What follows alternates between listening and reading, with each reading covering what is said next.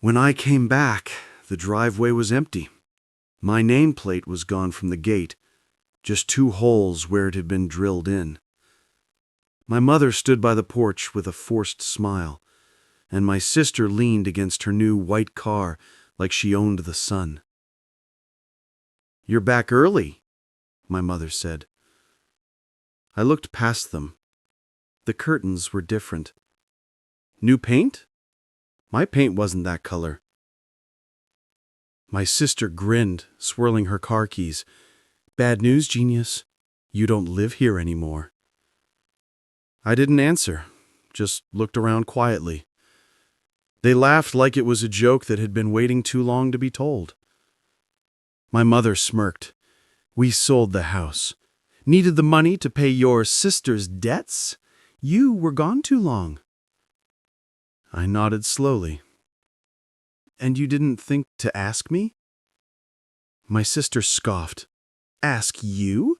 You're the one who always says family comes first. Guess we took your advice." They were waiting for a reaction. Maybe shouting, maybe tears. But I smiled. Just a small, quiet smile. My sister frowned. "What's so funny?"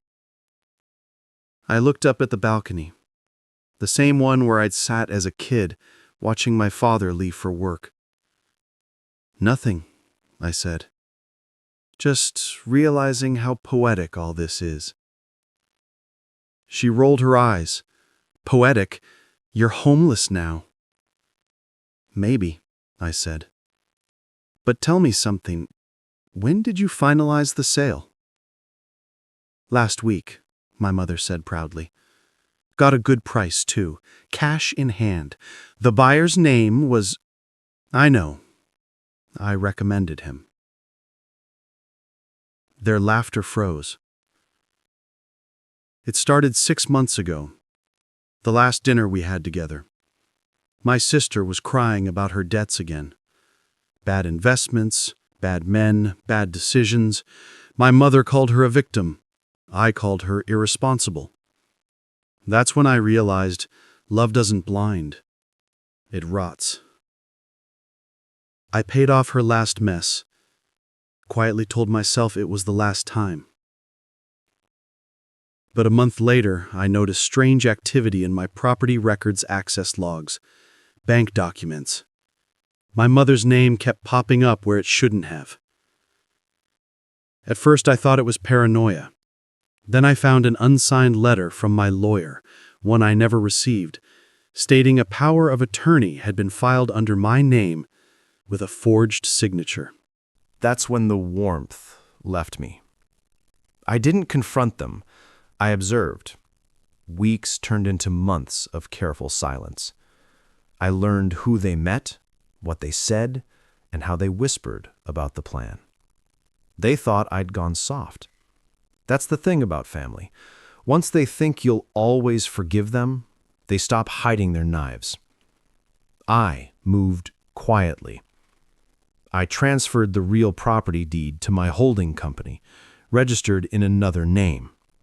My mother's documents were fake, but I made them look real. The house on paper stayed mine, but the legal property she had access to, that was a decoy title. The old registration, the one I'd reissued after the renovations. The new deed, the real one, was tied to another property altogether, one built on the adjoining plot I'd purchased a year ago under a silent development company. The same address extension, same street, same everything, except the legal description. I made sure the forgery matched that. They thought they were selling my house. In truth, they sold an empty title, a piece of land the company already owned. When I left for vacation, it wasn't to rest. It was to wait. I let them complete the scam. I wanted the paper trail proof of forged authorization, fraudulent sale, and tax evasion. When they mocked me today, I wasn't angry. I was waiting for them to ask the wrong question. "You recommended the buyer?" my mother asked, her voice suddenly unsure. Yes. I pulled the document from my coat, a folded set of papers stamped with the company's seal. He works for me, my development firm. My sister laughed nervously. You're bluffing. I handed her the paper. Read it. She did. Her face paled. This says the title was transferred 2 years ago? I finished. The house you sold wasn't mine. It wasn't anyone's. The sale you made, fraudulent.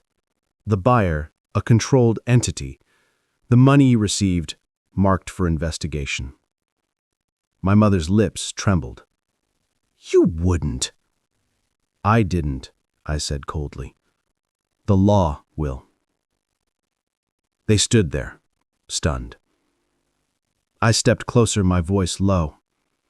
You forged my name, stole my home, mocked me to my face, and you thought I'd come back to beg for mercy? I took out my phone, pressed play.